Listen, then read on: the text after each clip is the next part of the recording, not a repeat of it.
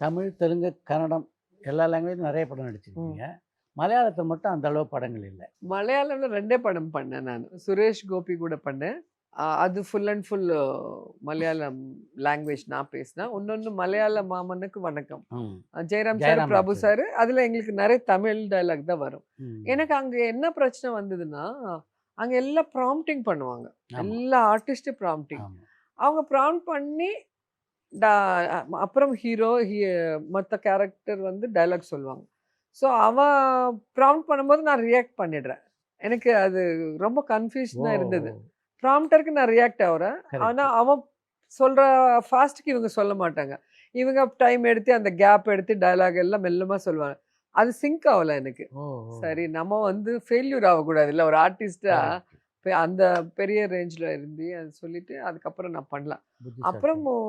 மம்முட்டி sir படம் தெலுங்குல நெறைய பண்ணியிருக்கு. தமிழ்ல மக்களாட்சி பண்ணியிருக்கு. ஆமா. அது மாரி தமிழ், தெலுங்கு மம்முட்டி சார் கூட பண்ணியிருக்கு. ம். மலையாளம் வந்து எனக்கு இதுதான் பிரச்சனை. பார்க்குறதுக்கு நல்ல படம், நல்ல இது இருக்குன்னு நடிக்க போனேன். ஆனா எனக்கு வந்து அந்த ப்ராம்ப்டிங்னால நான் ப்ராம்ப்ட் பண்ண முடியாது. யாராவது ப்ராம்ப்ட் பண்ணா நான் சொல்ல முடியாது. நானே சொல்லிடுவேன் டயலாக். ஸோ அது கொஞ்சம் கன்ஃப்யூஷன் கிளாஷ் கரெக்ட். ஆகுதுன்னு சொல்லி நல்ல முடிவு.